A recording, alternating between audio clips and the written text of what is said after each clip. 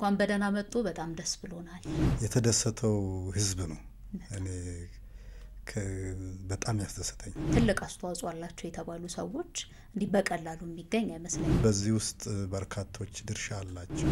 ልዑል ዊሊያምን አግኝተውታል። ብቸኛ ኢትዮጵያዊ ነኝ። ማህበራዊ ትስስር ገጾች ላይ ስለ እርሶ የሚጻፉ የደስታ መልእክቶች፣ ሀሳቦች በጣም ብዙ ነበሩ። እኔ የሚያውቁኝ እንስሳቶቹ አብዛኛው እንስሳቶቹ ብቻ ነበር የመሰለኝ። እነዚህን እና አንበሳምና